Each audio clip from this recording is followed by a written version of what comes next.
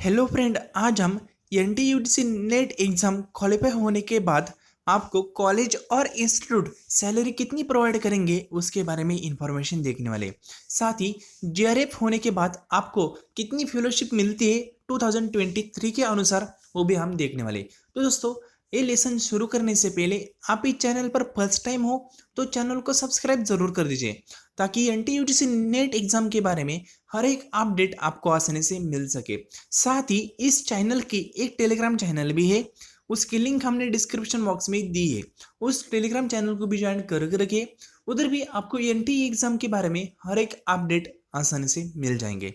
तो दोस्तों, ये देखिए, जो हमारा एनटीयूटीसी नेट एग्ज़ाम है वो साल में 2 बार होता है। मतलब नॉर्मली एग्ज़ाम कंडक्ट होता है जून में और सेकंड जो अटेम्प्ट होता है वो होता है दिसंबर में।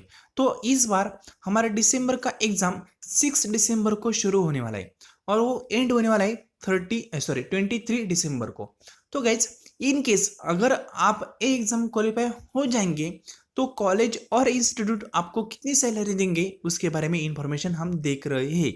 तो दोस्तों, ये देखिए, अगर आपने एनटीयूटी से नेट एग्ज़ाम क्वालिफाई कर दिया और एग्ज़ाम क्वालिफाई करने के बाद आपको कोई भी डायरेक्टली जॉब ऑफर नहीं करने वाला। जॉब के लिए आपको ट्राई करना पड़ेगा वेरियस कॉलेज में और इंस्टीट्यूट में। अगर आपने एनटीयूटी से नेट एग्ज़ाम क्वालिफाई कर दिया, आपने अपना रिज्यूम अच्छे से बनवाया और वो रिज्यूम आपने पर्टिकुलर कॉलेज और इस यूनिवर्सिटी में सबमिट कर दिया, तो आपको कॉल लेटर आ सकता है। मतलब उनको अगर रिक्वायरमेंट हो तो आपको कॉल करेंगे। कॉल करने के बाद वो आपको सैलरी कितनी दे सकते हैं उसके बारे में हम इंफॉर्मेशन देखने वाले।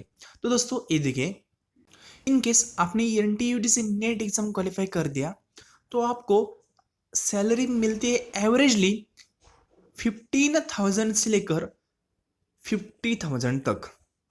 मतलब 15,000 से लेकर 50,000 तक आपको सैलरी मिल सकती है ऑन एन एवरेज।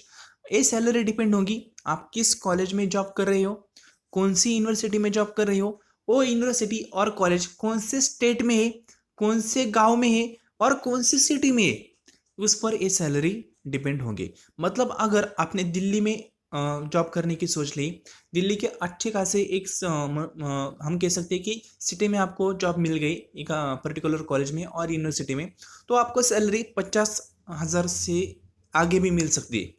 नॉर्मली 50,000 से स्टार्ट होती है। लेकिन अगर आपने एक छोटे से गांव में एक पर्टिकुलर यूनिवर्सिटी में जॉब करने की ठान ली तो आपको सैलरी मिनिमम 15,000 तक मिल सकती है। मतलब 15,000 भी मिल सकती है, क्योंकि सैलरी का कुछ कोई भी फिक्स रेमुनरेशन नहीं है। ये जो सैलरी है वो जो पर्टिकुलर यूनिवर्सिटी है और कॉलेज है और जो संस्था है उस संस्था पर डिपेंड होगी। मतलब जो ओनरशिप है कॉलेज की, उस ओनरशिप पर वो डिपेंड होंगे। वो आपको चाहे उतनी सैलरी दे सकते हैं। उसका जेआर भी है यूनिवर्सिटी की तरफ से, लेकिन जेआर जेआर जो है उसका कोई फॉलो नहीं करता। मतलब जेआर के अनुसार सैलरी अच्छी देनी चाहिए, लेकिन वो फॉलो नहीं होती। वो सिर्फ डॉक्यूमेंट्री रूल है, वो एक्चुअल में किधर भी फॉलो नहीं किए जाते।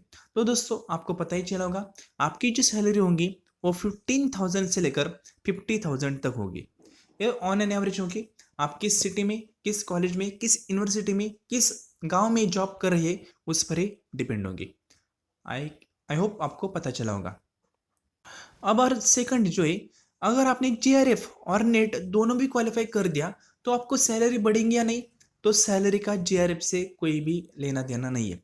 अगर आपने पीएचडी कर दी, नेट और पीएचडी, तब आपकी सैलरी डेफिनेटली बढ़ जाएंगे। लेकिन आपने जेआरएफ और नेट कर दिया तो जेआरएफ का सेपरेट ऐसा वेटेज कुछ भी नहीं है एग्जामिनेशन सिस्टम में और रिक्रूटमेंट प्रोसेस में। आपको जेआरएफ सिर्फ फेलोशिप के लिए काम आ जाएगा। ठीक है, जेआरएफ से आपकी सैलरी बढ़ने नहीं वाली। आपका जो वेटेज है वो नेट के अनुसार ही होगा। और अगर आपने पीएचडी और नेट कर दिया तो आपको सैलरी डेफिनेटली आपकी बढ़ जाएंगी। मतलब नेट क्वालिफाई वाले स्टूडेंट को और नेट एंड पीएचडी क्वालिफाई वाले स्टूडेंट को जो सैलरी मिलती है उसमें डिफरेंस होता है। ठीक है, तो पीएचडी नेट अगर आपका हो चुका है तो आपको सैलरी बढ़ भी जाए, मतलब बढ़ भी सकती है, डिपेंड अपॉन कॉलेज और यूनिवर्सिटी। ठीक है, मतलब ऐसा फिक्स कोई भी स्टैंडर्ड नहीं है कि इतनी सैलरी दी जाएंगी और दी जा सकती है। ठीक है, वो डिपेंड होता है पर्टिकुलर संस्था, यूनिवर्सिटी और कॉलेज के।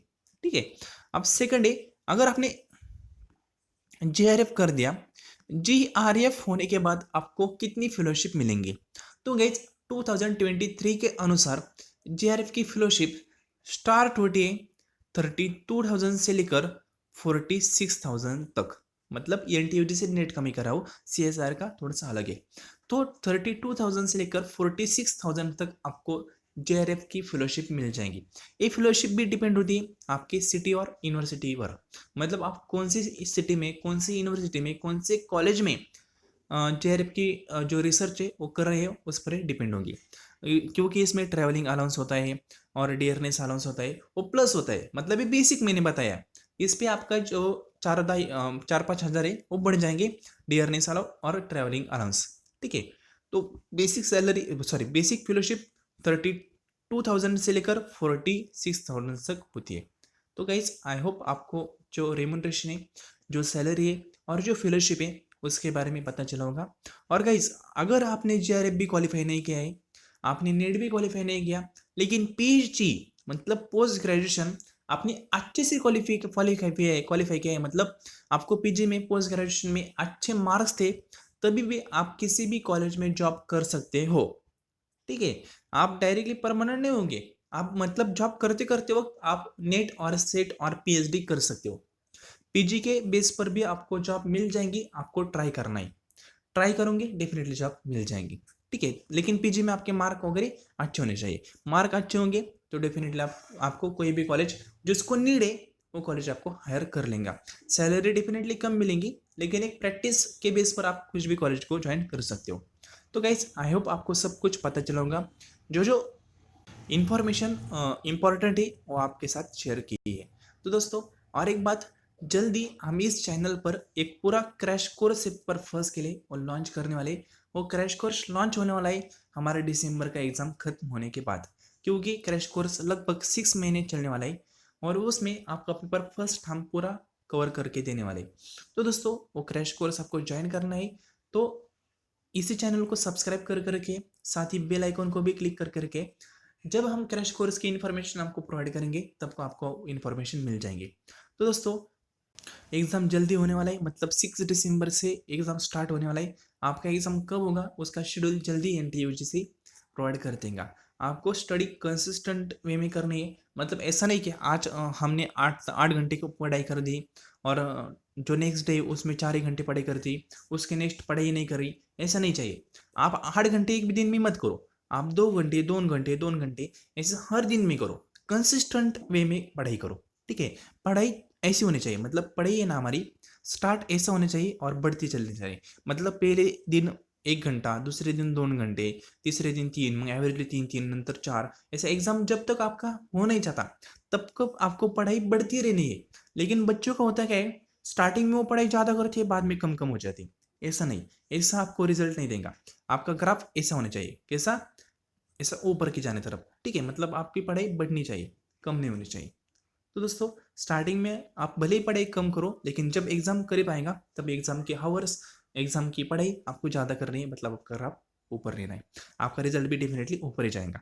तो दोस्तों, ये वीडियो पूरा देखने के लिए थैंक यू सो मच।